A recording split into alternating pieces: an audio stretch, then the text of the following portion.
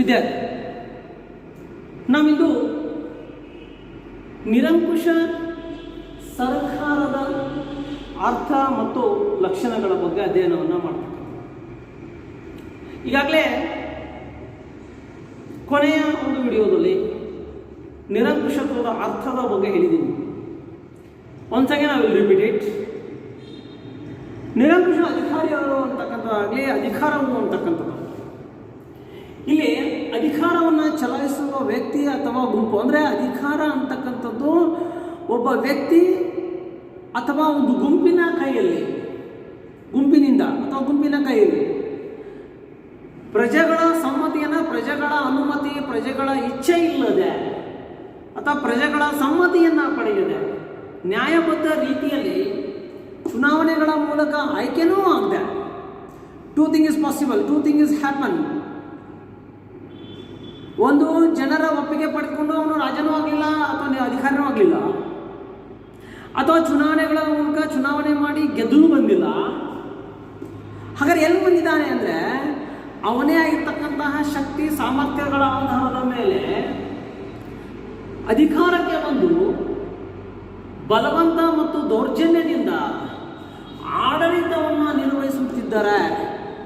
ಅದನ್ನು ನಾವು ನಿರಂಕುಶ ಸರ್ಕಾರ ಅಂತ ಹೇಳ್ತೀವಿ ಅಥವಾ ಡಿಕ್ಟೇಟರ್ಶಿಪ್ ಅಂತ ಹೇಳ್ತೀವಿ.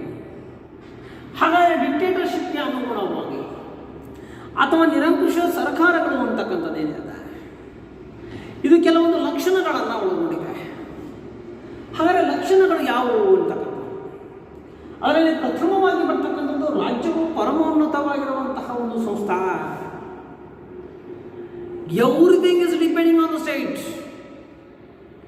ಶ್ರೇಷ್ಠವಾಗಿರ್ತಕ್ಕಂಥದ್ದು ಅಥವಾ ಪರಮೋನ್ನತವಾದದ್ದು, ಪರಮಶ್ರೇಷ್ಠವಾದದ್ದು. Nobody can supreme here. Everything is be depending on the state. Nobody can ask the questions. They only follow the orders in the dictatorship. ನಿರಂಕುಶ ಸರ್ಕಾರದಲ್ಲಿ ಎಲ್ಲವೂ ಒಬ್ಬನ ಕೈಯಲ್ಲಿ ಆಳ್ವಿಕೆಗೆ ಒಳಪಟ್ಟಿರ್ತಕ್ಕಂತಹ ಸಂದರ್ಭದಲ್ಲಿ, ಹಾಗಾದರೆ ರಾಜ್ಯವನ್ನ ಇರ್ತಕ್ಕಂಥ ಏನಾಗುತ್ತೆ, ಇಲ್ಲಿ ವೈಭವೀಕರಿಸ್ತಕ್ಕಂಥ ಒಂದು ವ್ಯವಸ್ಥೆ ಬರುತ್ತಾ? ರಾಜ್ಯವೇ ಎಲ್ಲವೂ, ರಾಜ್ಯವೇ ಶ್ರೇಷ್ಠವಾಗಿರ್ತಕ್ಕಂತಹ ಸಂಸ್ಥೆ ಆಗಿದೆ. ಎಲ್ಲಿ ನಾವು ನಿರಂಕುಶ ಸರ್ಕಾರವನ್ನು ಕಾಣುತ್ತೇವೆಯೋ ಅಲ್ಲಿ ಸಂವಿಧಾನಾತ್ಮಕ ಇರ್ತಕ್ಕಂತಹ ಸರ್ಕಾರವನ್ನು ಅಧಿಕಾರಿ ಅಥವಾ ಜನ ಸಂಪೂರ್ಣವಾಗಿರ್ತಕ್ಕಂಥ ವ್ಯವಸ್ಥೆಯಲ್ಲಿ ಧಿಕ್ಕರಿಸಿ, ಸಂವಿಧಾನನೇ ಇಲ್ಲ ಇಲ್ಲಿ, ಎಲ್ಲವೂ ಸಂವಿಧಾನ ಎಲ್ಲಿದೆ ಅಂದರೆ ಒಬ್ಬನ ಕೈಯಲ್ಲಿದೆ. ನಾನು ಆಗಲೇ ಹೇಳಿದೆ, where we are seeing in the democracy system, you will not ask any question, only follow the orders. It's a happen in democracy system. ಎಲ್ಲಿ ನಾವು ನಿರಂಕುಶ ಸರ್ಕಾರವನ್ನು ಕಾಣ್ತೇವೆಯೋ ಅಲ್ಲಿ ಪ್ರಶ್ನೆಗಳನ್ನು ಕೇಳುವಂತಿಲ್ಲ, ಕೇವಲ ಆಜ್ಞೆಗಳನ್ನು ಪಾಲಿಸಿಕೊಂಡು ಹೋಗ್ಬೇಕು. ಒಂದು ವೇಳೆ ನೀವೇನಾದರೂ ಪ್ರಶ್ನೆಗಳನ್ನು ಮಾಡಿದೆಯಾ ಆದರೆ ನೀವು ಶಿಕ್ಷಿಸಲ್ಪಡ್ತೀರಿ. If you are asking the question you will be definitely punishable. ಹಾಗಾದರೆ ಇಂಥ ಒಂದು ವ್ಯವಸ್ಥೆಗಳಲ್ಲಿ, ಸಂವಿಧಾನಾತ್ಮಕ ಒಂದು ವ್ಯವಸ್ಥೆಗಳಲ್ಲಿ ಸಂವಿಧಾನವನ್ನು ಧಿಕ್ಕರಿಸಿ, ಪ್ರಜಾಪ್ರಭುತ್ವವನ್ನು ಧಿಕ್ಕರಿಸಿ ಇರ್ತಕ್ಕಂತಹ ಸಂದರ್ಭದಲ್ಲಿ ಕ್ರಾಂತಿಕಾರಕ ಬದಲಾವಣೆಗಳ ಮೂಲಕ ಅಧಿಕಾರಕ್ಕೆ ಬಂದು ಅಥವಾ ಸರ್ಕಾರವನ್ನು ಅಸ್ತಿತ್ವಕ್ಕೆ ತಂದು ಎಲ್ಲ ಅಧಿಕಾರಗಳು ಒಬ್ಬ ವ್ಯಕ್ತಿ ಅಥವಾ ಒಂದು ಗುಂಪಿನ ಕೈಯಲ್ಲಿ ಇರುವುದರಿಂದ ಇವರು ರಾಜ್ಯಕ್ಕೆ ವಿರುದ್ಧವಾಗಿ ಏನನ್ನೂ ಮಾಡಲು ಸಾಧ್ಯವಿಲ್ಲ. ಇಲ್ಲಿ ಯಾವುದೇ ವ್ಯಕ್ತಿ, ಸಮೂಹ, ಸಂಘ, ಸಂಸ್ಥೆ ಅಂತಕ್ಕಂಥದ್ದು ಅಥವಾ ವ್ಯಕ್ತಿ ಅಂತಕ್ಕಂಥದ್ದು ರಾಜ್ಯದ ವಿರುದ್ಧವಾಗಿ ಏನನ್ನೂ ಮಾಡಲು ಸಾಧ್ಯವಿಲ್ಲ. ಬಿಕಾಸ್ ಯಾಕೆಂದರೆ ರಾಜ್ಯವೇ ಶ್ರೇಷ್ಠವಾದದ್ದು, ರಾಜನೇ ಶ್ರೇಷ್ಠವಾಗಿರ್ತಕ್ಕಂಥವನು. ಯಾವುದೇ ವಿಚಾರದಲ್ಲಿ ರಾಜ್ಯಕ್ಕೆ ವಿರುದ್ಧವಾಗಿ ಏನನ್ನು ಮಾಡಲು ಮಾಡಿದರೆ ಅವರು ಏನಾಗುತ್ತಾರೆ ಅಂತಂದರೆ ನೇರವಾಗಿ ಶಿಕ್ಷೆಗೆ ಗುರಿಯಾಗಬೇಕಾಗುತ್ತೆ. ಅಂಥ ಒಂದು ವ್ಯವಸ್ಥೆಗಳನ್ನು ನಾವಿವತ್ತು ರಾಜ್ಯ ಪರಮೋನ್ನತವಾದದ್ದು ಅಂತಕ್ಕಂಥದ್ದನ್ನು ನಿರಂಕುಶ ಸರ್ಕಾರದಲ್ಲಿ ಕಾಣ್ತೀವಿ ಅಂತಕ್ಕಂಥದ್ದು, ದ ಡಿಕ್ಟೇಟರ್ಶಿಪ್. ಇನ್ನು ಎರಡನೇ ವಿಚಾರ ಬರ್ತಕ್ಕಂಥದ್ದು ಅಂದರೆ ರಾಜ್ಯ ವೈಭವೀಕರಣ. ರಾಜ್ಯ ಅಂತಕ್ಕಂಥದ್ದು ಆಲ್ರೆಡಿ ನಿಮ್ಗೆ ಗೊತ್ತಿದೆ. ವೈಭವೀಕರಣ ದಟ್ ಮೀನ್ಸ್ ರಾಜ್ಯವನ್ನು ನೀವು ವೈಭವೀಕರಿಸಿ ಮಾತಾಡಬೇಕು, ಅದನ್ನು ಹೊಗಳಿ ಮಾತಾಡಬೇಕು. ಎಷ್ಟರ ಮಟ್ಟಿಗೆ ಅಂತಂದರೆ ರಾಜ್ಯವು ಇಲ್ಲಿ ಆಗ್ತಕ್ಕಂಥ ಅಥವಾ ರಾಜ್ಯದಲ್ಲಿರುವಂತಹ ಜನರು ರಾಜ್ಯದ ಕಲ್ಯಾಣವನ್ನ ಬಯಸಬೇಕೇ ಹೊರತು ಸ್ವಂತ ಕಲ್ಯಾಣವಲ್ಲ. ಇದಕ್ಕೆ ಅಪೋಸಿಟ್ ಆಗಿರ್ತಕ್ಕಂಥ ವಿಚಾರದಲ್ಲಿ ನಾವು ಡೆಮೋಕ್ರಸಿ ಸಿಸ್ಟಮ್ ಅಲ್ಲಿ ಇದು ಅಪೋಸಿಟ್ ಕಾಣ್ತೀವಿ ನಾವು. ಜನರ ಕಲ್ಯಾಣ ಪ್ರಜಾಪ್ರಭುತ್ವದ ಮೂಲ ಉದ್ದೇಶ ಅಂತಂದ್ರೆ ನಿರಂಕುಶ ಸರ್ಕಾರದಲ್ಲಿ ರಾಜ್ಯದ ಇರ್ತಕ್ಕಂಥ ಕಲ್ಯಾಣವೇ ಮೂಲ ಉದ್ದೇಶ ಆಗಬೇಕು. ಪ್ರತಿಯೊಬ್ಬ ಜನರು ರಾಜ್ಯದ ಕಲ್ಯಾಣವನ್ನ ಬಯಸಬೇಕು. ಪುಕ್ಸಟ್ಟೆ ದುಡೀರಿ, ಅದರ ಅರ್ಥ ಏನು ಅಂದ್ರೆ ಪುಕ್ಸಟ್ಟೆ ದುಡೀರಿ, ರಾಜ್ಯಕ್ಕೆ ಸೇವೆ ಮಾಡ್ರಿ, ಮನೆಗೆ ಹೋಗ್ರಿ. You don't earn any money, don't accept any money from the government or the state. ಯಾವುದೇ ವೇತನ ಸಂಬಳವನ್ನ ರಾಜ್ಯದಿಂದ ನಿರೀಕ್ಷೆ ಮಾಡಬೇಡ್ರಿ ಅಂತಕ್ಕಂಥ ಒಂದು ಜಸ್ಟ್ ಆಗಿದೆ ಒಂದು ಎಕ್ಸಾಂಪಲ್ ಇಸ್ ಯಾರ್ ಅಂದ್ರೆ ರಾಜ್ಯದ ಇರ್ತಕ್ಕಂತಹ ಒಂದು ವ್ಯವಸ್ಥೆಗಳಲ್ಲಿ ನಿರಂಕುಶ ಸರ್ಕಾರದಲ್ಲಿ ಇಲ್ಲಿ ವ್ಯಕ್ತಿಯ ಕಲ್ಯಾಣವಾಗದೆ ರಾಜ್ಯದ ಕಲ್ಯಾಣವನ್ನು ಆಗ್ತಕ್ಕಂಥದ್ದು ಆಗಿರುವುದರಿಂದ ಇಲ್ಲಿ ವ್ಯಕ್ತಿಯ ಬದಲಾಗಿ ಇಲ್ಲಿ ಇರ್ತಕ್ಕಂತಹ ಸರ್ವ ಹಿತಾಸಕ್ತಿಗಳು ಅಂತಕ್ಕಂಥದ್ದಾಗಲಿ ಸರ್ವಜನವಾಗಿರ್ತಕ್ಕಂತಹ ವಿಚಾರಗಳು ಅಂತಕ್ಕಂಥದ್ದಾಗಲಿ ರಾಜ್ಯಕ್ಕೆ ಅಧೀನವಾಗಿರುತ್ತವೆ. ಇಲ್ಲಿ ರಾಜ್ಯವೇ ಮೂಲವಾಗಿರ್ತಕ್ಕಂತಹ ಗುರಿಯಾಗಿರುತ್ತೆ. ರಾಜ್ಯವಿಲ್ಲದೆ ಏನನ್ನೂ ಸಾಧಿಸಲು ಆಗುವುದಿಲ್ಲ ಅಂತಕ್ಕಂತಹ ವಿಚಾರವನ್ನು ನಿರಂಕುಶ ಅಧಿಕಾರಿಗಳು ಪ್ರಮುಖವಾಗಿ ಹೊಂದಿರುತ್ತಾರೆ. ಆಗಿರುವುದರಿಂದ ರಾಜ್ಯವನ್ನೇ ಇಲ್ಲಿ ವೈಭವೀಕರಣವನ್ನು ಮಾಡಲಾಗುತ್ತೆ ಹೊರತು ವ್ಯಕ್ತಿಯನ್ನ ಸಮೂಹ ಸಂಸ್ಥೆಯನ್ನ ವೈಭವೀಕರಿಸಲಾಗುವುದಿಲ್ಲ. Man is not important, it's the important of the state. ರಾಜ್ಯ ಮುಖ್ಯ ಹೊರತು ವ್ಯಕ್ತಿ ಅಲ್ಲ. Because everything will be depending on the state. ಆಗಿರುವುದರಿಂದ ರಾಜ್ಯವನ್ನು ವೈಭವೀಕರಣ ಮಾಡತಕ್ಕಂಥ ಕೆಲಸವನ್ನು ನಿರಂಕುಶ ಅಧಿಕಾರಿಗಳು ಪ್ರಮುಖವಾಗಿರ್ತಕ್ಕಂತಹ ಒಂದು ನಿರಂಕುಶ ಸರ್ಕಾರದಲ್ಲಿ ನಾವು ಕಾಣ್ತೀವಿ ಅಂತ. ಇನ್ನು ಮೂರನೇ ವಿಚಾರದಲ್ಲಿ ಅಂತಂದರೆ ನಾಗರಿಕ ಸ್ವಾತಂತ್ರ್ಯದ ಹರಣ ಮೀನ್ಸ್ ತೆಗೆದು ಹಾಕ್ತಕ್ಕಂಥದ್ದು ಅಥವಾ ರದ್ದುಗೊಳಿಸ್ತಕ್ಕಂಥದ್ದು. ಪ್ರಜೆಗಳ ನಾಗರಿಕ ಸ್ವಾತಂತ್ರ್ಯದಲ್ಲಿ ಹಸ್ತಕ್ಷೇಪ ಮಾಡುವ ಸಂಪೂರ್ಣವಾಗಿರ್ತಕ್ಕಂಥ ಅಧಿಕಾರ ರಾಜ್ಯಕ್ಕೆ ಇದೆ. ಅಂದರೆ ಎಲ್ಲಿ ನಾವು ನಿರಂಕುಶತ್ವದ ಅಥವಾ ನಿರಂಕುಶ ಸರ್ಕಾರವನ್ನು ಕಾಣುತ್ತೇವೆಯೋ ಅಲ್ಲಿ ಯಾವುದೇ ರೀತಿಯಾಗಿರ್ತಕ್ಕಂತಹ ಸ್ವಾತಂತ್ರ್ಯವನ್ನು ರಾಜ್ಯದ ಪ್ರಜೆಗಳಿಗೆ ಅಥವಾ ನಾಗರಿಕರಿಗೆ ನೀಡಲಾಗುವುದಿಲ್ಲ. You have not any rights. It's entirely depending on the state. ನಿಮಗೆ ಯಾವುದೇ ರೀತಿಯ ಸ್ವಾತಂತ್ರ್ಯಗಳಿಲ್ಲ, ಯಾವುದೇ ರೀತಿಯ ಹಕ್ಕುಗಳು ಇಲ್ಲ. ಎಲ್ಲವೂ ರಾಜ್ಯದ ಮೇಲೆ ಅವಲಂಬನೆಯನ್ನು ಹೊಂದಿದೆ. ರಾಜ್ಯದ ಮೇಲೆ ಅವಲಂಬನೆ ಹೊಂದಿರುವುದರಿಂದ ಸ್ವಾತಂತ್ರ್ಯದಲ್ಲಿ ಪ್ರಮುಖವಾಗಿ ರಾಜ್ಯವು ಹಸ್ತಕ್ಷೇಪ ಮಾಡುತ್ತದೆ. ಹಸ್ತಕ್ಷೇಪ ಮಾಡುವುದರಿಂದ ರಾಷ್ಟ್ರದ ನಾಗರಿಕರಿಗೆ ಮೂಲಭೂತ ಹಕ್ಕುಗಳಾಗಿರ್ತಕ್ಕಂತಹ ಸ್ವಾತಂತ್ರ್ಯ, ಸಮಾನತೆ ಅಂತಕ್ಕಂಥದ್ದಾಗಲಿ ಇವುಗಳ ಮೇಲೆ ಸಂಪೂರ್ಣವಾಗಿರ್ತಕ್ಕಂತಹ ನಿರ್ಬಂಧವನ್ನು ವಿಧಿಸಲಾಗಿರುತ್ತೆ. ಅಂದರೆ ಇಲ್ಲಿ ಇರ್ತಕ್ಕಂತಹ ಪ್ರಜೆ ರಾಷ್ಟ್ರದ ಸೇವೆಯನ್ನು ತನ್ನ ಪ್ರಮುಖವಾದಂತಹ ಗುರಿಯಾಗಿಟ್ಟುಕೊಂಡಿರಬೇಕು. To serve the nation, to serve the nation. Everything will be depending on the states. Nobody can ನಮಗೋಸ್ಕರ ಇಲ್ಲ, ನಾವೆಲ್ಲವೂ ರಾಷ್ಟ್ರಕ್ಕೋಸ್ಕರ ಇದೆ ಅಂತಕ್ಕಂಥ ಒಂದು ವಿಚಾರದಲ್ಲಿ ತನ್ನ ಜೀವನದ ಪ್ರಮುಖವಾಗಿರ್ತಕ್ಕಂಥ ಗುರಿ ಏನಾಗಿರಬೇಕು ಅಂತಂದರೆ ರಾಜ್ಯದ ಸೇವೆಯನ್ನು ಸಲ್ಲಿಸುವುದು. ನಿರಂಕುಶತ್ವದ ಸರ್ಕಾರವು ಸ್ವಾತಂತ್ರ್ಯ, ಸಮಾನತೆ ಅಂತಕ್ಕಂಥದಕ್ಕೆ ಯಾವುದೇ ರೀತಿಯಾಗಿರುವಂತಹ ಪ್ರಾಮುಖ್ಯತೆಯನ್ನು ಕೊಡುವುದಿಲ್ಲ. Everything will be happen in the dictatorship. It's depending on liberty, it's depending on equality. Unequality, unliberty is happening in the dictatorship.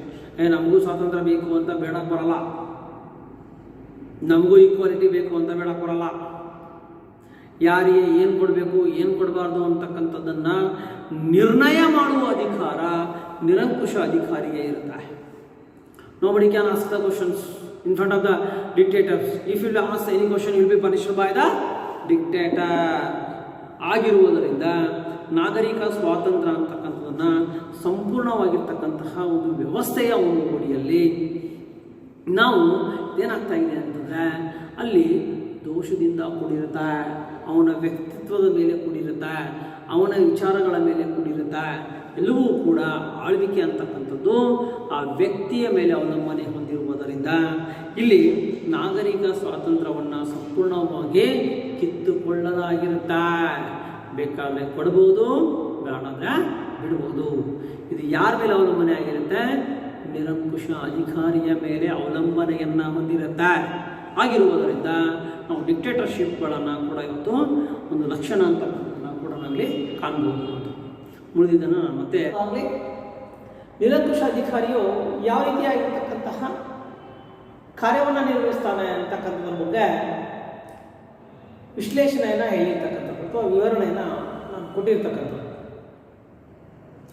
ನಿರಂಕುಶ ಅಧಿಕಾರಿಯ ಅಥವಾ ನಿರಂಕುಶ ಸರ್ಕಾರದ ನಾಲ್ಕನೆಯ ಅತ್ಯಂತ ಪ್ರಮುಖ ಲಕ್ಷಣ ಅಂತಂದ್ರೆ ಬಲ ಮತ್ತು ಬೆದರಿಕೆ,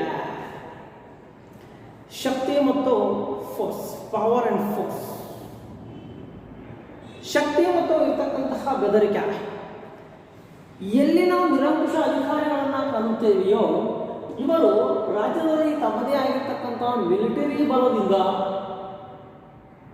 ಬಲವಂತವಾಗಿ ಅಸ್ತಿತ್ವದಲ್ಲಿರುವ ಸರ್ಕಾರವನ್ನು ಕಿತ್ತೊಗೆದು ತಮ್ಮದೇ ಆದಂತಹ ಸರ್ಕಾರವನ್ನು ಅಸ್ತಿತ್ವಗೊಳಿಸುವಂತಹ ಅಥವಾ ಸ್ಥಾಪಿಸುವಂತಹ ಸಾಮರ್ಥ್ಯವನ್ನು ಹೊಂದಿರುವಂತಹದ್ದೇ ನಿರಂಕುಶ ಸರ್ಕಾರ.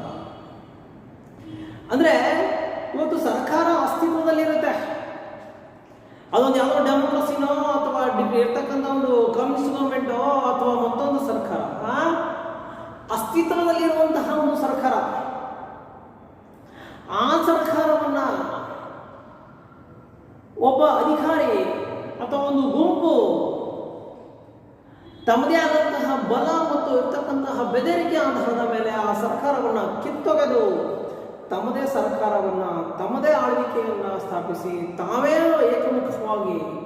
ಏಕಮುಖವಾಗಿ ಆಳ್ವಿಕೆ ಮಾಡ್ತಕ್ಕಂತಹ ಸರ್ಕಾರವನ್ನು ನಾವು ಇಲ್ಲಿ ಕಾಣ್ತಕ್ಕಂಥದ್ದು. ಹಾಗಾದರೆ ನಿರಂಕುಶತ್ವದ ಒಂದು ವ್ಯವಸ್ಥೆಯ ಒಂದು ಓಡಿಯಲ್ಲಿ ಅದು ಮಿಲಿಟರಿ ಆಗಿರ್ಬೋದು ಅಥವಾ ಸೈನ್ಯ ಬಲದಿಂದ ಆಗಿರ್ಬೋದು, ಇವುಗಳಿಂದ ಅಧಿಕಾರವನ್ನು ಕಿತ್ತುಸೆದು ಹೊಸ ಸರ್ಕಾರವನ್ನು ಸ್ಥಾಪನೆಗೆ ಅವತ್ತು ಒಳಪಡ್ತಕ್ಕಂಥದ್ದು. ಆಗಿರುವುದರಿಂದ ನಿರಂಕುಶ ಅಧಿಕಾರಿಗಳು ವಿರೋಧಿಗಳ ಟೀಕೆಯನ್ನು ಕೂಡ ಬಲವಂತವಾಗಿ ಹತ್ತಿಕ್ಕುವಂತಹ ಕೆಲಸವನ್ನು ಕೂಡ ಪ್ರಸ್ತುತ ದಿನಮಾನಗಳಲ್ಲಿ ಅಥವಾ ನಿರಂಕುಶತ್ವದ ಸರ್ಕಾರದಲ್ಲಿ ನಾವು ಕಾಣ್ತೀವಿ. ಅಂದರೆ ವಿರೋಧಿಗಳು ಕೂಡ ಇವತ್ತು ನಿರಂಕುಶ ಸರ್ಕಾರದಲ್ಲಿ ಸರ್ಕಾರದ ವಿರುದ್ಧವಾಗಿ ಯಾವುದೇ ಹೇಳಿಕೆಗಳನ್ನು ಕೊಡುವಂತಿಲ್ಲ ಅಂತಕ್ಕಂಥ ಕೊಟ್ಟರೆ ಅಂತಂದರೆ ಇವು ವಿಮರ್ಶೆ. ಆಗಿರುವುದರಿಂದ ನಿರಂಕುಶತ್ವದ ಸರ್ಕಾರ ಏನಾಗ್ತಾ ಇದೆ ಅಂದರೆ ಅದು ಬಲ ಮತ್ತು ಬೆದರಿಕೆಯವು ಕೂಡ ಒಂದು ಲಕ್ಷಣ ಆಗ್ತಾ ಇದೆ. ಯಾಕಂದರೆ ಅಲ್ಲಿ ಅಧಿಕಾರಕ್ಕೆ ನಿರಂಕುಶ ಅಧಿಕಾರಕ್ಕೆ ಬಂದಿದ್ದೆ ತನ್ನದೇ ಆದಂತಹ ಬಲ ಮತ್ತು ಬೆದರಿಕೆ ಆಧಾರದ ಮೇಲೆ. ಇವತ್ತು ಹಿಂದೆ ನೋಡ್ತೀವಿ ನಾವು, ಇವತ್ತು ಉದಾಹರಣೆಗಾಗಿ ನಾವು ತೆಗೆದುಕೊಂಡ್ವಿ ಅಂತಂದ್ರೆ ಇವತ್ತು ಹಿಟ್ಲರ್ ಆಗಿರ್ಬೋದು, ಮೆಸ್ಲೋನಿ ಆಗಿರ್ಬೋದು, ಅಥವಾ ಇತ್ತೀಚೆಗೆ ಅಂತ್ಯಗೊಂಡಿರ್ತಕ್ಕಂತಹ ನಿರಂಕುಶ ಅಧಿಕಾರಿಗಳಾಗಿರ್ತಕ್ಕಂತಹ ಸದ್ದಾಮ್ ಹುಸೇನ್ ಆಗಿರ್ಬೋದು, ಗಡಾಫಿ ಆಗಿರ್ಬೋದು, so many persons today is there. ಇವರೆಲ್ಲರೂ ಹೆಂಗೆ ಅಧಿಕಾರಕ್ಕೆ ಬಂದರು ಅಂತಂದ್ರೆ ಪ್ರಜಾಪ್ರಭುತ್ವ ವ್ಯವಸ್ಥೆಯನ್ನು ಅಸ್ಥಿರಗೊಳಿಸಿ ಅಥವಾ ಸರ್ಕಾರವನ್ನು ಕಿತ್ತೊಗೆದು ತಾವೇ ಬಲದಿಂದ ತಮ್ಮ ಬೆದರಿಕೆಯಿಂದ ಅಧಿಕಾರವನ್ನು ಸ್ಥಾಪಿಸಿ ಸುಮಾರು ವರ್ಷಗಳವರೆಗೆ ಆಳ್ವಿಕೆಯನ್ನು ನಡೆಸಿದಂತಹ ಉದಾಹರಣೆಯನ್ನು ಕೂಡ ನಾವು ನಿರಂಕುಶ ಸರ್ಕಾರದಲ್ಲಿ ಕಾಣ್ತೇವೆ. ಇವತ್ತು ಹಿಟ್ಲರ್ ಆಗಿರ್ಬೋದು, ಮೆಸ್ಲೋನಿ ಆಗಿರ್ಬೋದು, they are very very too much of the cruel persons. ಹೆದರಿಸ್ತಾ ಇದ್ರು, ಬೆದರಿಸ್ತಾ ಇದ್ರು, ತಮ್ಮ ಶಕ್ತಿ ಸಾಮರ್ಥ್ಯವನ್ನು ಪ್ರದರ್ಶಿಸ್ತಕ್ಕಂಥದ್ದು. ಅವುಗಳ ಆಧಾರದ ಮೇಲೆ ಸರ್ಕಾರ ಅಸ್ತಿತ್ವಕ್ಕೆ ಬರ್ತಕ್ಕಂಥದ್ದು. ಆ ಅಸ್ತಿತ್ವಕ್ಕೆ ಬಂದಂತಹ ಸರ್ಕಾರದಲ್ಲಿ ಇರುವಂತಹ ಕಾನೂನು ನೀತಿ ನಿಯಮಗಳು ಅತ್ಯಂತ ಕಠಿಣವಾಗಿದ್ದವು. ಅದಕ್ಕೆ ಏನಂತ ಕರೆದ್ರೆ ಉಕ್ಕಿನ ಶಿಸ್ತು ಅಂತಕ್ಕಂಥ. ಉಕ್ಕು ಅಂದರೆ ಕಬ್ಬಿಣ ಅಂತಕ್ಕಂಥದ್ದು. ಅತ್ಯಂತ ಕಠಿಣವಾಗಿರ್ತಕ್ಕಂತಹ ನಿಯಮಾವಳಿಗಳನ್ನು ನಿರಂಕುಶ ಅಧಿಕಾರಿಗಳು ತಮ್ಮ ಅಧಿಕಾರ ವ್ಯಾಪ್ತಿಯಲ್ಲಿ ಅದನ್ನು ಅಳವಡಿಸಿಕೊಂಡು ಜನರ ಮೇಲೆ ಒತ್ತಾಯಪೂರ್ವಕವಾಗಿ ಹೇರುವಂತಹ ಕೆಲಸವನ್ನು ನಿರಂಕುಶ ಸರ್ಕಾರದಲ್ಲಿ ಕಾಣ್ತಾ ಇದ್ದೀವಿ. ಒತ್ತಾಯ ಮಾಡ್ತಾ ಇರ್ತಕ್ಕಂಥದ್ದನ್ನು, ಅಥವಾ ಇರ್ತಕ್ಕಂಥ ಒಂದು ಸಂದರ್ಭದಲ್ಲಿ ಯಾವುದೇ ರೀತಿಯಾಗಿರ್ತಕ್ಕಂತಹ ಒಂದು ವ್ಯವಸ್ಥೆಯಲ್ಲಿ ಅಥವಾ ರಂಗಗಳಲ್ಲಿ ಸಾರ್ವಜನಿಕರಿಗೆ ಪ್ರವೇಶವನ್ನು ನಿರಾಕರಿಸ್ತಕ್ಕಂಥದ್ದು, ಅಲ್ಲಿ ಅವರು ಪ್ರವೇಶ ಮಾಡಬೇಕಾಗಿದ್ದರೆ ನಿಯಮಾವಳಿಗಳನ್ನು ಹೇಳ್ತಕ್ಕಂಥದ್ದು, ಹಾಗೂ ನಿಯಮಾವಳಿಗಳ ಜೊತೆಗೆ ಅವರಿಗೆ ಅಥವಾ ರಾಷ್ಟ್ರದ ಜನರಿಗೆ ರಾಷ್ಟ್ರಕ್ಕಾಗಿ ನಾವು ಅಂತಕ್ಕಂತಹ ಮನೋಭಾವನೆಯನ್ನು ಬೆಳೆಸಿ ಅದರ ಪ್ರಕಾರವಾಗಿ ಇರುವಂತೆ ಮಾಡುವಂತಹದನ್ನು ಕೂಡ ನಾವು ಪ್ರಮುಖವಾಗಿ ನಾವು ಕಾಣ್ತಕ್ಕಂಥದ್ದು. ಅಂದರೆ ನಿರಂಕುಶ ಅಧಿಕಾರಿ ಸಾರ್ವಜನಿಕವಾಗಿಯೇ ನಿರ್ದೇಶನಗಳನ್ನು ಕೊಡ್ತಕ್ಕಂಥದ್ದು. ನೀವು ಹೀಗೆ ಇರಬೇಕು, ನೀವು ಇದಿಷ್ಟೊತ್ತಿಗೆ ಇರ್ತಕ್ಕಂಥ ಕೆಲಸ ಕಾರ್ಯಗಳನ್ನು ಮಾಡಬೇಕು, ಇವೇ ಕೆಲಸ ಕಾರ್ಯಗಳನ್ನು ನೀವು ಮಾಡಬೇಕು. ಇವತ್ತು ಕೊರಿಯಾದ ಕಿಮ್ ಜಾಂಗ್ ಎಷ್ಟರ ಮಟ್ಟಿಗೆ ಉಕ್ಕಿನ ಶಿಸ್ತು ಇದೆ ಅಂತ ಒಂದು ಉದಾಹರಣೆ ಹೇಳ್ತೀನಿ ನಿಮಗೆ. ಅಲ್ಲಿ ರಾಷ್ಟ್ರದಲ್ಲಿರ್ತಕ್ಕಂತಹ ಕಟ್ಟಿಂಗ್ ಶಾಪ್ಗಳನ್ನು, ಕಟ್ಟಿಂಗ್ ಡಿಸೈನ್ಗಳನ್ನು, ನಾವೇನು ಹೇರ್ ಸ್ಟೈಲ್ ಅಂತ ಹೇಳ್ತೀವಿ ನಾವು ಇವತ್ತು, ಇದನ್ನೇ ಮಾಡಿಸ್ಬೇಕು ಅಂತಕ್ಕಂಥ ನಿಯಮಾವಳಿ ಇದೆ. ಬಹಳ ಕಠಿಣ ನಿಯಮಾವಳಿ ಇದೆ. ನಮ್ಗೆ ಇಲ್ಲಿ ಯಾವುದು ಸ್ವಾತಂತ್ರ್ಯ ಇರಲ್ಲ, ನಮ್ಗೆ ಹೆಂಗೆ ಬೇಕು ಹಂಗಿರಂಗಿಲ್ಲ, ಹಿಂಗೆ ಇರಬೇಕು ಹೇರ್ ಸ್ಟೈಲ್. ಯಾವುದೇ ರೀತಿ ಇಂಟರ್ನೆಟ್ ಬಳಸಂತಿಲ್ಲ, ನೀವು ರೇಡಿಯೋ ಬಳಸುವಂತಿಲ್ಲ. ರೇಡಿಯೋ ಇದೆ, ಬಟ್ ನಿಮ್ಮಲ್ಲಿ ಅದರಲ್ಲಿ ಬರ್ತಕ್ಕಂಥದ್ದು ಕೇವಲ ಕಿಮ್ ಜಾನ್ ಏನು ಮಾತಾಡ್ತಾನೆ ಅದಷ್ಟೇ ಬರುತ್ತೆ. ಅತ್ಯಂತ ಕಠಿಣ ನಿಯಮಾವಳಿಗಳನ್ನು ಇವತ್ತು ಜಾರಿಗೆ ತರುವುದರ ಜೊತೆಗೆ ನಾವು ರಾಷ್ಟ್ರಕ್ಕಾಗಿ ಸೇವೆ ಸಲ್ಲಿಸಬೇಕು ಅಂತಕ್ಕಂಥ ಮನೋಭಾವನೆಯನ್ನು ಜನರಲ್ಲಿ ಇವತ್ತು ಬಿತ್ತಕ್ಕಂಥದ್ದಾಗಿರ್ಬೋದು, ಜನರಿಗೆ ತಿಳಿಸಿಕೊಡ್ತಕ್ಕಂಥದ್ದಾಗಿರ್ಬೋದು, ಇವುಗಳನ್ನು ಮಾಡುವುದರಿಂದ ಸಂಪೂರ್ಣವಾಗಿ ಸಾರ್ವಜನಿಕ ಜೀವನವು ಸಂಪೂರ್ಣವಾಗಿ ನಿರಂಕುಶ ಅಧಿಕಾರಿಯ ನಿರ್ದೇಶನ ಹಾಗೂ ಹಿಡಿತದಲ್ಲಿ ಇದೆ. ಅವ ಹೆಂಗೆ ಹೇಳ್ತಾನೆ ಅಂತ ಹೇಳೋದು, ಅಥವಾ ಯಾವ ಬೇಡ ಅಂತಾನೆ ಅದನ್ನು ಬಿಡೋದು, ಯಾವ ಹೋಗ್ತಾನೆ ಅದನ್ನು ಜನ ಒಪ್ಕೊಳ್ಬೇಕು ಅಂತಕ್ಕಂತಹ ವಿಚಾರಗಳನ್ನು ಅಥವಾ ನಿಯಮಾವಳಿಗಳನ್ನು ಒತ್ತಾಯಪೂರ್ವಕವಾಗಿ ಜನರ ಮೇಲೆ, ಸಾರ್ವಜನಿಕರ ಮೇಲೆ ಹೇರುವಂತಹದನ್ನು ನಾವು ನಿರಂಕುಶ ಸರ್ಕಾರದಲ್ಲಿ ಕಾಣ್ತೀವಿ. ಇಲ್ಲಿ ಯಾವುದೇ ರೀತಿ ಸ್ವಾತಂತ್ರ್ಯ ಇರೋದಿಲ್ಲ ಅಂತ. ಇನ್ನು ಮುಂದುವರೆ ವಿರೋಧಿಗಳ ದಮನ is a main part of dictatorship. ಏನಾಗ್ತಾ ಇದೆ ಇಲ್ಲಿ? ಎಲ್ಲಿ ನಾವು ನಿರಂಕುಶ ಸರ್ಕಾರವನ್ನು ಕಾಣ್ತೀವಿ ಅಥವಾ ಈ ಪದ್ಧತಿಗೆ ಒಂದು ವ್ಯವಸ್ಥೆಗಳಲ್ಲಿ, ಅಂದರೆ ಯಾವ ಒಂದು ನಿರಂಕುಶ ಅಧಿಕಾರಿ ತನ್ನದೇ ಆದಂತಹ ಶಕ್ತಿ, ಸಾಮರ್ಥ್ಯ, ಬಲಗಳ ಆಧಾರದ ಮೇಲೆ ಏನು ಅಧಿಕಾರಕ್ಕೆ ಬಂದಿದ್ದಾನೆ, ಅಧಿಕಾರಕ್ಕೆ ಬಂದಂತಹ ಒಬ್ಬ ನಿರಂಕುಶ ಅಧಿಕಾರಿಯು ಪ್ರತಿಯೊಬ್ಬ ಅಧಿಕಾರಿಯು ನಿರಂಕುಶ ಅಧಿಕಾರಿ ಅಥವಾ ಪ್ರತಿಯೊಬ್ಬ ನಿರಂಕುಶ ಅಧಿಕಾರಿಯು ಆಜ್ಞೆಗಳನ್ನು ಪಾಲಿಸಬೇಕು. ಅದಕ್ಕೆ ತಪ್ಪಿದವರು ಕಠಿಣ ಶಿಕ್ಷೆಗೆ ಗುರಿಯಾಗುವರು. ದಟ್ ಮೀನ್ಸ್ ಆಫ್ ಅಕಸ್ಮಾತ್ ರಾಜ್ಯದ ಒಂದು ವ್ಯವಸ್ಥೆಗಳಲ್ಲಿ ಜನ ಏನಾದರೂ ಗುಂಪು ಕಟ್ಟಿಕೊಂಡು ನಿರಂಕುಶ ಅಧಿಕಾರಿಯ ವಿರುದ್ಧವಾಗಿ ಏನಾದರೂ ಒಳಸಂಚನ್ನು ಮಾಡ್ತಕ್ಕಂಥದ್ದನ್ನು ಏನಾದರೂ ನಿರಂಕುಶ ಅಧಿಕಾರಿಗೆ ಗೊತ್ತಾಯಿತು ಅಂತಂದರೆ ಆ ನಿರಂಕುಶ ಅಧಿಕಾರಿಯು ಅವರನ್ನು ಶಿಕ್ಷೆಗೆ ಗುರಿಪಡಿಸ್ತಾ ಇದ್ರು. ಅತ್ಯಂತ ಕಠಿಣ ನಿಯಮಾವಳಿಗಳನ್ನು ಇವತ್ತು ಒಳಪಡಿಸುವುದರ ಜೊತೆಗೆ ಅವರನ್ನು ಸಾಯಿಸಲಾಗ್ತಾ ಇತ್ತು, ಗಲ್ಲಿಗೇರಿಸಲಾಗ್ತಾ ಇತ್ತು, ಶೂಟ್ ಮಾಡಲಾಗ್ತಾ ಇತ್ತು, ಅಥವಾ ಮೇಲಿಂದ ಕೆಳಗಡೆ ತಳ್ಳಲಾಗ್ತಾ ಇತ್ತು. So many type of the punishments it's depending for the dictator. ವಿರೋಧಿಗಳೇ ಇಲ್ಲ ಅಂತಕ್ಕಂಥ ಒಂದು ವಿಚಾರಗಳನ್ನು ಹೊಂದಕ್ಕಂಥದ್ದಾಗಲಿ ಮಾಡ್ತಕ್ಕಂಥದ್ದಾಗಲಿ ಆಗ್ತಾ ಇತ್ತು. ನಿರಂಕುಶ ಅಧಿಕಾರಿಯ ಆಜ್ಞೆಗಳನ್ನು ಸಂಪೂರ್ಣವಾಗಿ ಎಲ್ಲರೂ ಪಾಲಿಸಬೇಕು. ಪಾಲಿಸದೇ ಇರುವಂತಹ ಒಬ್ಬ ವ್ಯಕ್ತಿಯು ಸಂಪೂರ್ಣವಾಗಿ ಶಿಕ್ಷೆಗೂ ಕೂಡ ಇವತ್ತು ಗುರಿ ಆಗ್ತಕ್ಕಂಥದ್ದು. ಆ ಗುರಿ ಆಗುವುದರ ಜೊತೆಗೆ ಸಂಪೂರ್ಣವಾಗಿ ಪ್ರಜೆಗಳಿಗೆ ತಮ್ಮದೇ ಆಗಿರುವಂತಹ ಸ್ವತಂತ್ರವಾದ ಇಚ್ಛೆಯನ್ನು ಕೂಡ ಇಲ್ಲಿ ವ್ಯಕ್ತಪಡಿಸಲು ಅವಕಾಶವೇ ಇರಲಿಲ್ಲ ಅಥವಾ ಅವಕಾಶವೇ ಇರುವುದಿಲ್ಲ. ಎಲ್ಲಿ ನಾವು ನಿರಂಕುಶ ಸರ್ಕಾರವನ್ನು ಕಾಣ್ತೀವೋ ಅಲ್ಲಿ ವ್ಯಕ್ತಿಯ ಅಥವಾ ಸಾರ್ವಜನಿಕ ಜೀವನದಲ್ಲಿ ಇರುವಂತಹ ಪ್ರತಿಯೊಬ್ಬ ವ್ಯಕ್ತಿಯೂ ಕೂಡ ತನ್ನದೇ ಆದಂತಹ ಸ್ವಂತದಾದ ಇಚ್ಛೆಯನ್ನು ವ್ಯಕ್ತಪಡಿಸಲು ತಿಳಿಸಲು ಕೂಡ ಇಲ್ಲಿ ಅವಕಾಶ ಇರುವುದಿಲ್ಲ. ಎಲ್ಲವೂ ಕೂಡ ನಿರಂಕುಶ ಅಧಿಕಾರಿಗಳ ಮೇಲೆ ಅಥವಾ ಅಧಿಕಾರಿಯ ಮೇಲೆ ಇದು ಅವಲಂಬನೆಯನ್ನು ಕೂಡ ಇದು ಹೊಂದಿರುತ್ತೆ.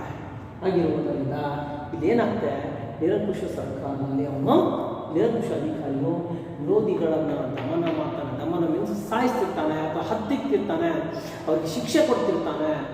ಅವರು ರಾಜ್ಯದ ವಿರುದ್ಧ ಅಥವಾ ನಿರಂಕುಶ ಅಧಿಕಾರಿಯ ವಿರುದ್ಧ ಯಾವುದೇ ರೀತಿಯ ಮಾತನಾಡದೇ ಇರುವ ಹಾಗೆ ನೋಡಿಕೊಳ್ಳುವಂತಹ ಕೆಲಸವನ್ನು ಕೂಡ ನಿರಂಕುಶ ಅಧಿಕಾರಿ ಮಾಡ್ತಿರ್ತಾನೆ. ಇನ್ನು ಮತ್ತೊಂದರಲ್ಲಿ ಅಂದರೆ 7ನೇದು is a main part of democracy system, ಮಾಧ್ಯಮಗಳ ಮೇಲೆ ನಿಯಂತ್ರಣ, to control of entire of. ಆ ವಿಚಾರದಲ್ಲಿ ನಿರಂಕುಶ ಅಧಿಕಾರಿಗಳನ್ನು ಟೀಕಿಸಲು ಮಾಧ್ಯಮಗಳಿಗೆ ಅವಕಾಶವೇ ಇಲ್ಲ. ಇವುಗಳು ತಮ್ಮ ಮೇಲೆ ಕಠಿಣವಾದ ನಿಯಂತ್ರಣಗಳನ್ನು ಹೊಂದಿರುತ್ತಾನೆ. ನಾನು ಆಗಲೇ ಹೇಳಿದ್ದಲ್ಲ, ಟಿ ವಿ ಇಲ್ಲ, ಕೊರಿಯಾದಲ್ಲಿ ಹೇಳ್ತಕ್ಕಂಥದ್ದು ಕಿಮ್ ಜಾಂಗ್ ಇರ್ತಕ್ಕಂಥ ರಾಷ್ಟ್ರದಲ್ಲಿ ಟಿ ವಿ ಇಲ್ಲ, ಎಂಟರ್ಟೈನ್ಮೆಂಟ್ ಇಲ್ಲ, ಯಾವುದೇ ಚಲನಚಿತ್ರಗಳು ಇಲ್ಲ, ಇಂಟರ್ನೆಟ್ ಸೌಲಭ್ಯಗಳಿಲ್ಲ. ಇದ್ರೂ ಕೂಡ ಅವು ನಿರಂಕುಶ ಅಧಿಕಾರಿಯನ್ನು ಹೊಗಳಿ ಬರಿಬೇಕು ಹೊರತು ತೆಗಳಿ ಬರೆಯುವಂತಿಲ್ಲ. ಅವನು ಏನೇ ಕೆಲಸ ಮಾಡಿದ್ರು ಅದು ಒಳ್ಳೆಯ ಕೆಲಸ ಇದೆ, ಅದು ರಾಷ್ಟ್ರಕ್ಕೋಸ್ಕರ ಇದೆ, ರಾಷ್ಟ್ರದ ಜನತೆಗೋಸ್ಕರ ಇದೆ. ಈ ಮನೋಭಾವನೆಯನ್ನು ಜನರಲ್ಲಿ ಬಿತ್ತಕ್ಕಂತಹ ಪ್ರಮುಖ ಕೆಲಸವು ಕೂಡ ಇವತ್ತಿಗೆ ಮಾಧ್ಯಮಗಳ ಮೇಲೆ ನಿಯಂತ್ರಣವನ್ನು ನಿರಂಕುಶ ಅಧಿಕಾರಿ ಅಥವಾ ನಿರಂಕುಶ ಸರ್ಕಾರದಲ್ಲಿ ಕಾಣ್ತೇವೆ. ಒಂದು ವೇಳೆ ಮಾಧ್ಯಮಗಳನ್ನು ಹೊಂದಿದ್ದು ಆ ಮಾಧ್ಯಮಗಳು ನಿರಂಕುಶ ಅಧಿಕಾರಿಯ ವಿರುದ್ಧವಾಗಿ ಅಥವಾ ಸರ್ಕಾರದ ವಿರುದ್ಧವಾಗಿ ಯಾವುದೇ ಟೀಕೆ ಟಿಪ್ಪಣಿಗಳನ್ನು ಮಾಡಿದೇ ಆಯಿತು ಅಂತಂದರೆ ನಿರಂಕುಶ ಅಧಿಕಾರಿಗಳಿಂದ ಶಿಕ್ಷೆಗೆ ಗುರಿಯಾಗಬೇಕಾಗುತ್ತೆ. ಇಲ್ಲಿ ಪನಿಷಬಲ್ ಬೈ ದ ಡಿಕ್ಟೇಟರ್. ಅವನು ತಗೊಂಡ ಗಲಿ ಹಾಕಲಿ, ಅವನು ತಗೊಂಡೋಗಿ ಜೈಲಿಗೆ ಹಾಕಲಿ, something will happen depending on the mind set of the dictator. ಅವತ್ತು ಅವನ ಮೈಂಡ್ನಾಗ ಏನೈತೆ ಗೊತ್ತಿಲ್ಲ, ಬಿಡಣ್ಣು ಶಿಕ್ಷೆ ಆಗೈತೆ ಸರ್, ಇವನು ತಪ್ಪು ಮಾಡಿದಾನೆ ಸರ್, ಇವ ಮಾಧ್ಯಮಗಳಲ್ಲಿ ಸರ್ಕಾರದ ವಿರುದ್ಧ, ನಿಮ್ಮ ವಿರುದ್ಧ ಮಾಧ್ಯಮಗಳಿಗೆ ಮತ್ತು ಮಾಧ್ಯಮಗಳ ಮೂಲಕ ಜನರಿಗೆ ತಿಳಿಸಿದ್ದಾರೆ ಅಂತ ಏನಾದರೂ ಪ್ರೂವ್ ಆಯಿತು ಅಂತಂದರೆ, prove unprove it's not considered in front of the dictator. ಮಾಡ್ಯಾನ ಅಂತಕ್ಕಂಥ ಗೊತ್ತಾದರೆ ಇಲ್ಲಿ ಪರೀಕ್ಷೆ ಗೊತ್ತಾದರೆ ಸಾಕು, ಪರಾಮರ್ಶನೂ ಮಾಡಲ್ಲ, ಅಲ್ಲಿ ಶಿಕ್ಷೆಗೆ ಗುರಿಯಾಗಬೇಕಾಗುತ್ತಾರೆ. ಆಗಿರುವುದರಿಂದ ನಿರಂಕುಶ ಅಧಿಕಾರಿಗಳು ಮಾಧ್ಯಮಗಳ ಮೇಲೆ ಸಂಪೂರ್ಣವಾಗಿರ್ತಕ್ಕಂತಹ ನಿಯಂತ್ರಣವನ್ನು ಕೂಡ ಇವತ್ತು ಏರ್ತಕ್ಕಂಥದ್ದನ್ನು ನಾವು ಪ್ರಸ್ತುತ ದಿನಮಾನಗಳಲ್ಲಿ ಇವತ್ತು ನಾವು ಕಾಣ್ತೀವಿ. ಉಳಿದಿರೋದನ್ನು ನಾನು ಮತ್ತೆ ಮುಂದಿನ ವಿಡಿಯೋದಲ್ಲಿ ತಿಳಿಸ್ಕೊಡ್ತೀನಿ.